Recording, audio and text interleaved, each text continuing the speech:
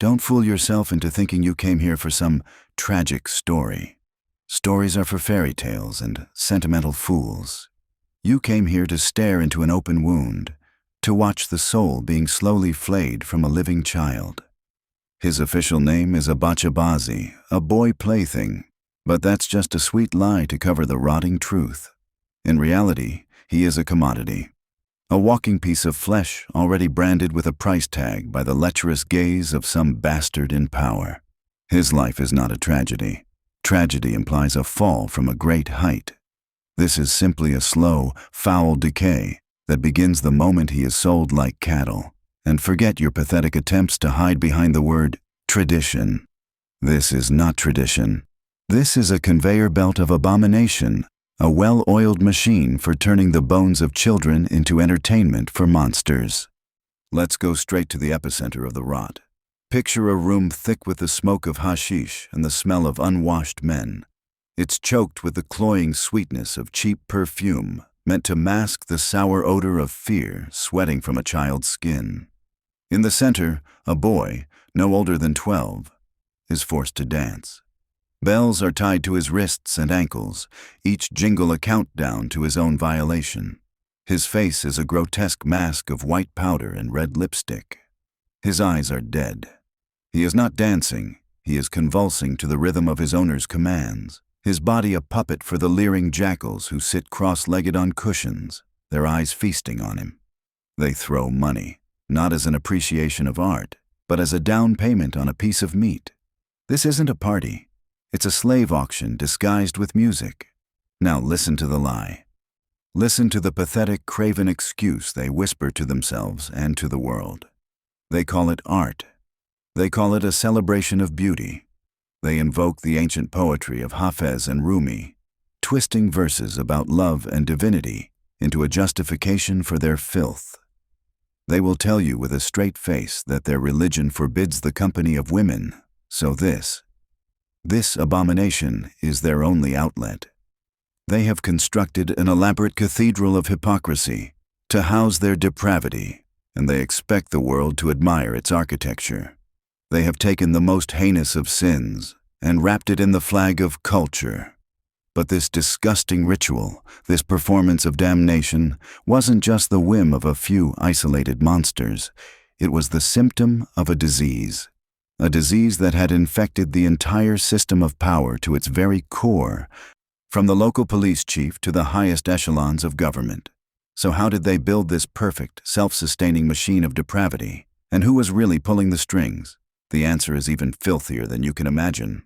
Let's name the architects of this hell. Don't think of them as politicians or commanders. Think of them as monsters. These are the warlords, the militia leaders, the new money criminals who clawed their way to power over mountains of corpses during decades of war. They cloak themselves in the language of honor, piety, and jihad, their mouths full of God while their hands are full of a child's terror. They are the ultimate hypocrites, men who would execute a woman for showing her ankle in public, but who parade their personal Bacha as a living trophy, a testament to their wealth and influence. The boy is their sports car, their gold watch, their ultimate status symbol. Their personal depravity is the engine of this entire nightmare. I'm talking about men who would fight to the death not over a piece of land, but over the ownership of a particularly beautiful boy. Men who would trade anti-aircraft missiles for a child with the right color eyes. We have documented accounts of commanders ordering their own men to be executed for looking too long at their prized plaything. The boy is not a person to them. He is property, and any challenge to that ownership is a challenge to their very manhood, their authority. The jealousy isn't romantic. It's proprietorial. It's the rage of a king whose favorite dog has wagged its tail at a stranger. They build rooms for these boys in their own compounds, right next to the quarters for their wives and daughters. Can you imagine the stench of that hypocrisy? The sheer, unmitigated gall. In one room, a family built on the supposed sanctity of marriage and Islamic law. In the next, a child is being systematically broken, night after night, by the very patriarch who preaches morality to his sons. This isn't just a crime. It is a spiritual sickness, a cancer of the soul that has metastasized into a pillar of society. But a few jackals acting in the shadows is one thing. What happens when they turn their personal sickness into the law of the land? What happens when the entire mechanism of power, from the cop on the beat to the judge on the bench, exists only to protect and feed their perverse desires? That's where the real nightmare begins. How did they get away with it? You think there were laws? You think there was a system of justice? Don't be so naive. They were the system. They built a machine, a perfect, self-oiling engine of corruption designed for one purpose: to procure children and silence anyone who objected. This wasn't a flaw in the system. It was the system functioning exactly as designed. It starts at the bottom, with the foot soldiers of this depravity. The local policeman? He's not going to arrest the commander who supplies his salary and his bullets. More likely, he's at the same vile party, hoping his loyalty will be rewarded with a few scraps from the monster's table. Or worse, he has a Bacha of his own, a perk of the job. The judges? They know better than to hear a case against a powerful man. A complaint filed against a warlord for abducting a boy is not a legal document. It is a suicide note. The paper would be used to wrap the judge's corpse. And where do the children come from? From the deepest pits of poverty. The engine runs on desperation. Recruiters, human traffickers with dead eyes and fat wallets, scour impoverished villages. They find families with too many mouths to feed and offer them a devil's bargain, a few $100s in exchange for a son. They don't call it slavery. They call it an apprenticeship. The boy will learn to dance. He will be cared for. It's a lie so transparent it's insulting, but a starving family will believe any lie that puts bread on the table. The parents are victims too, but they are also the first cog in the machine that grinds their own child to dust. The complicity is total. Society becomes a conspiracy of silence, where everyone knows and no one speaks. They had built a perfect, self-sustaining engine of filth, fueled by poverty and protected by fear. But every machine, when pushed to its absolute limit, when its operators become so drunk on their own impunity, either breaks down or explodes. And an explosion was coming. An event so vile, so public, it would make everything that came before it look like child's play. This was the day the mask finally came off. For years, the horror of Bazi was an open secret, a whispered depravity confined to the compounds of the powerful. But as the American-led coalition poured billions into creating a new Afghan army and police force, they didn't just fund soldiers, they funded the monster's hobbies. The practice didn't just continue. It became institutionalized within the very security forces meant to protect the people. This was the point of no return. The sickness had breached containment. Police and military bases became predatory hunting grounds. Checkpoints on the highway became traps, not to catch insurgents, but to abduct beautiful boys. The practice became so rampant that it began to rot the military from the inside out.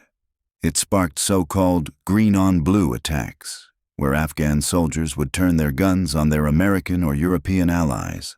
The official reports would cite cultural misunderstandings or Taliban infiltration.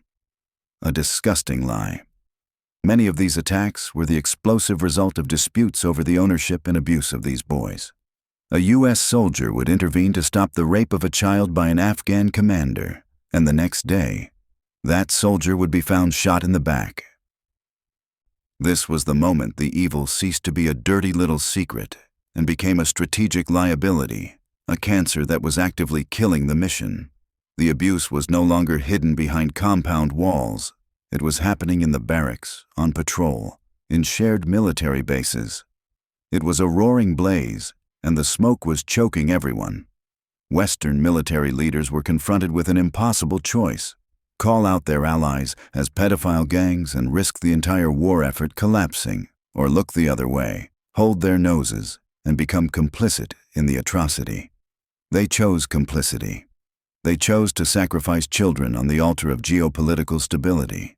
They had crossed the line. The pact with the devil was signed in the blood of both soldiers and the children they were supposed to protect. But all of this systemic rot, all of this geopolitical cowardice, was just a rehearsal for their final masterpiece of cruelty. What they did to the boys themselves, away from the eyes of the world, wasn't just a crime. It was an abomination against humanity itself. The music stops. The laughter dies. The door to the private chamber closes, and the real horror begins. Forget the dance. The dance was just the appetizer. The main course is the systematic destruction of a human being. Night after night, the boy is not just a victim of sexual violence. He is a canvas upon which the master projects his power, his frustrations, and his bottomless rage. The boy learns to dissociate, to float away from his own body, to become a ghost in his own skin. He is a thing, an object, a vessel for a monster's filth. But the true climax of this tragedy, the peak of this evil, isn't a single act of violence. It is the slow, grinding inevitability of his disposal. A Bacha Bazi has a shelf life. The moment the first shadow of a beard appears on his chin, the moment his voice begins to crack, he is no longer beautiful. He is garbage. His utility has expired. The owner, the man who called him his love and his jewel, now looks at him with utter revulsion. He is a reminder of the monster's own sin, and he must be erased. This is the vulture's feast. The boy, now a teenager, is cast out. He isn't just fired, he is thrown onto the scrap heap of society with an invisible stain on his soul. He has no education, no skills beyond the grotesque parody of dance he was forced to perform. He cannot return to his family, because he is a source of profound shame. He cannot marry, because no honorable family will have him.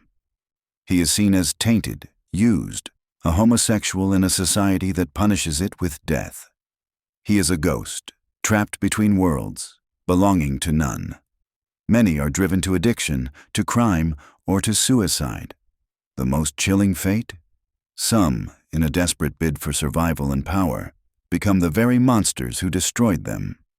They find a younger boy, and the cycle of abomination begins anew. And when the carnage of his youth is over, a terrible silence falls. The boy is gone, erased. But in that silence, a new horror is born. The lie. The desperate, pathetic attempt to bury the body and rewrite the story. The master finds a new child. The music starts again, and the entire corrupt system conspires to pretend the last victim never existed.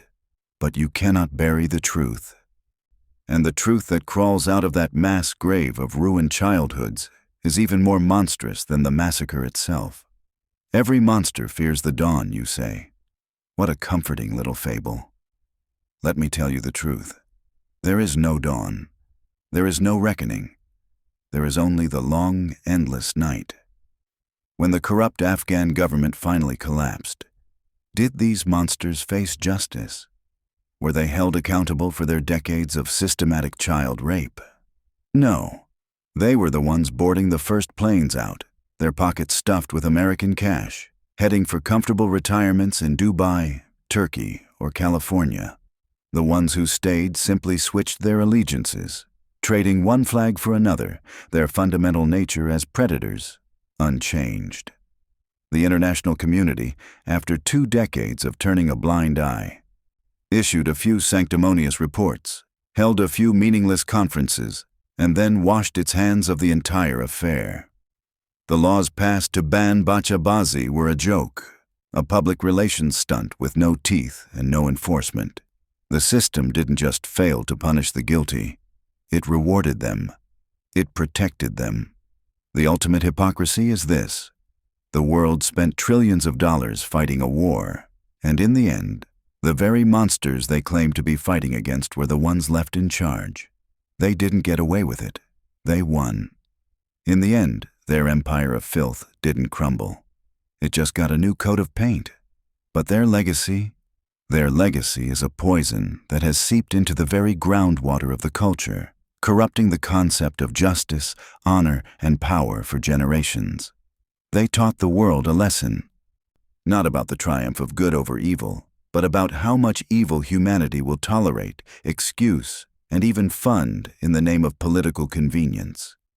They proved that if a crime is big enough, if it's committed by powerful enough men, it stops being a crime and starts being a complex cultural issue. So if you think their time is over, if you sit there in your comfortable home and believe we've learned anything at all, you haven't been paying attention. This darkness isn't a historical footnote, it's a human virus. And it is mutating, spreading, and waiting. Because the vilest truth of all is that the appetite for cruelty never, ever goes away. It just finds a new mask to wear.